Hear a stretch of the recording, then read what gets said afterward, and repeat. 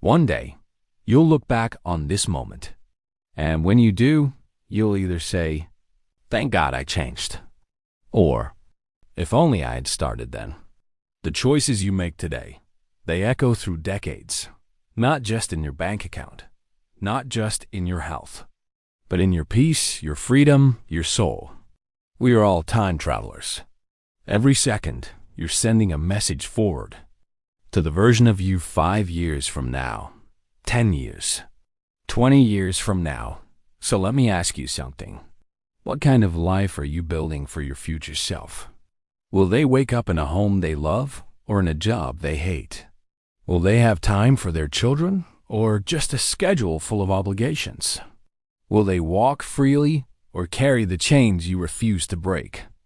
I've seen too many people wake up at 50 and realize they live for everyone but themselves. They worked jobs that drained them. They bought things they couldn't afford. They chased approval from people who never even clapped for them. And they looked in the mirror and whispered, "Where did my life go?" But not you. Not if you choose differently. The world wants you tired. It wants you busy. It wants you buying, not building. It rewards consumption, not creation. It glorifies hustle and buries peace. It teaches you to chase things instead of becoming someone worth chasing.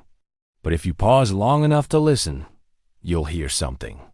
A quiet voice inside you. It's not loud. It's not urgent. But it's real. It says, you were made for more. More clarity, more discipline, more ownership of your life. Not more stuff, not more likes, not more debt pretending to be success. So why don't we change? Because change feels slow. And pain feels fast. It's easier to numb, to scroll, to swipe, to spend. But deep down, none of it heals you. It only hides you. You don't escape being broke by working harder. You escape by thinking better.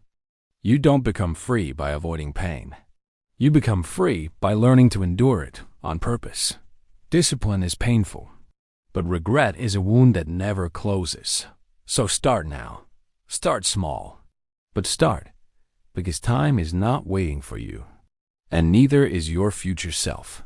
Picture the person you could become. Not the dream version, not the perfect one, but the one who finally gets serious.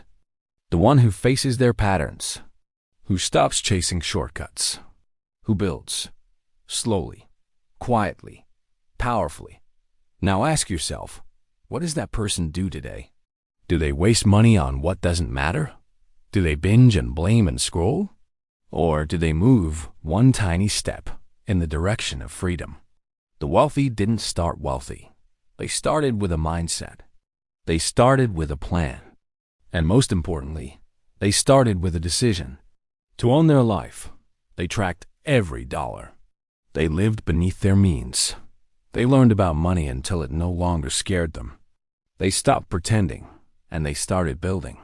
And one day, freedom came, not overnight, but inevitably. Now listen closely, because once you've built your habits, it's time to build your foundation. I'm not talking about just saving money, because cash is just paper, and paper burns. The wealthy, they don't keep their wealth in currency. They keep it in things that last, hard assets. Things with weight, with scarcity, with truth behind them. Maybe you can't afford your dream house yet. That's okay. But maybe you can afford a shabby little apartment in a neighborhood that's growing. Flip it, rent it, turn effort into equity. Turn knowledge into leverage. Can't buy real estate yet? Buy gold. Buy silver. Buy something that holds its value when the world loses its mind. Because wealth isn't about stacking money. It's about owning things that survive inflation, survive chaos, survive time. Stop trading paper for pleasure. Start trading paper for power. You don't need $1 million. You need one good asset. Then another. Then another. Stack wisely. Stack slowly. But stack what lasts. The rich don't save money. They store value. Be like them. James Clear said, Every action you take is a vote for the person you want to become. Seneca said, "Luck is what happens when preparation meets opportunity." Naval Ravikant said, "Play long-term games with long-term people. The returns are exponential." And I say, your future self is watching, waiting, hoping you finally choose them. There are two paths, and you're walking one of them, whether you know it or not. Path one is familiar. It's easy, addictive, loud. It feels like freedom until you realize you're not in control. Path two? It's harder at first. You'll lose some comfort. You'll lose some friends. You'll lose your excuses. But you'll gain something rare, yourself.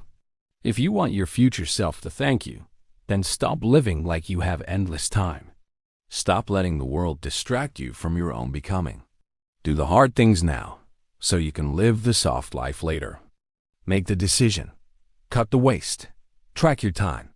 Create more than you consume. Build the damn life. Your future self isn't waiting for motivation. They're waiting for you to choose them, to fight for them, to believe in a life beyond what you were handed. Because when you finally meet them, they will look you in the eyes, smile, and say, "Thank you." Make them proud. Start today. Comment and subscribe if you are ready to change your life.